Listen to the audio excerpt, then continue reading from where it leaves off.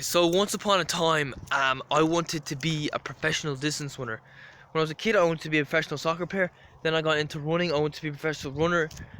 But around 2019, I think towards the end of 2019, I kind of started to lose a bit of enthusiasm for running, and I started thinking about quitting, and but I was still desperate to be to make it to a high level.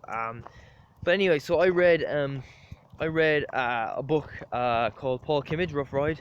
I read that book just to hear about the drugs, because I did read the page at the back where it says what the book's about. It's about Paul Kimmage's time as a professional cyclist back in the 1980s. Drugs were mentioned, and so yeah, this guy Paul Kimmage, he's a journalist now. But back then he was a professional cyclist, so he became a plumber. He was a plumber apprentice for 4 years. He after that after the 4 years were up, he got fired, which is just company policy where he worked at Dublin Airport. And so he moved to France, spent his life savings trying to train full time in France. And after like a year, he became a full time professional, and he was a full time professional for, I think he was like a semi professional for 1 year, and then he was like a full time professional for 3 years.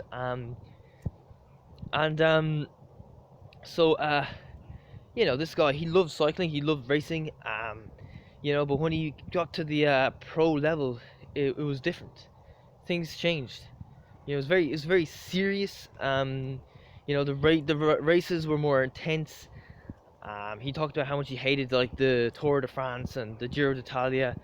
In fact, in his last year as a pro in 1989, he one of the races was cancelled, or one of the stages was cancelled due to like snow and rain, and so all the guys in his club were jumping for joy because they got to take the day off and just take it easy. So it's a very good book. It gave an insight into what it's like for the lower tier athletes, because we only tend to hear about the guys at the top. Do you know what I mean?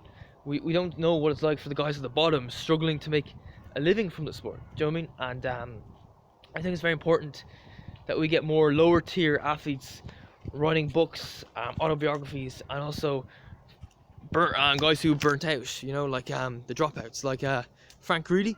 He wrote a book, Running Full Circle. I recommend you read that if you get the chance. It's very interesting how he went to the US college system and he just completely burnt out and lost interest in running. So that's just the way it is, okay?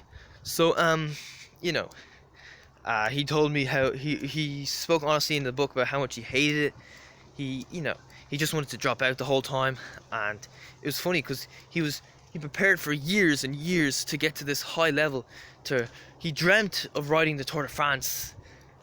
It was like a dream for him, but now he's there. It's crap. He hates it, and it's funny. Sometimes people think that we're brainwashed into thinking that something is glamorous or glorious. Like becoming wealthy is glamorous or glorious. Being a millionaire is glamorous and glorious. But when we get there, we realize it's just crap.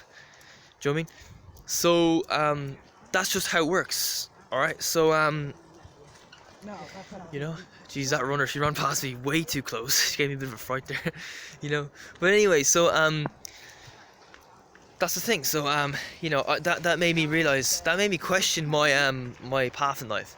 I'm like, why do I want to be a professional athlete if it's shit? Do you know what I mean? If it's not enjoyable at all. And then later on there was videos made by the likes of Mary Kane, by Kara Goucher, who are runners in the Nike Oregon Project, and they spoke about how much they hated it. How much pressure there was to be extremely skinny, which is affected their health, both mental and physical. And they spoke about how horrible it is, and it's very good they have people speaking out about this, so we kind of know what goes on at the highest level. That's not a glamorous path at all, especially for lower tier athletes struggling to make a living.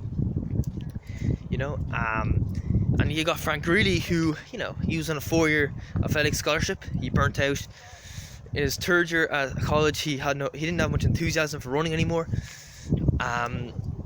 So what happened, his coaches said to him, when he came to East Tennessee University in his last year, to start his last year, his coach said, right, we feel like you're not really interested in this anymore, you're not really into it, so we're going to cut your scholarships short. Okay, and that's what happened. That was it. It's a very cutthroat industry to go into, and I've no interest in doing it anymore.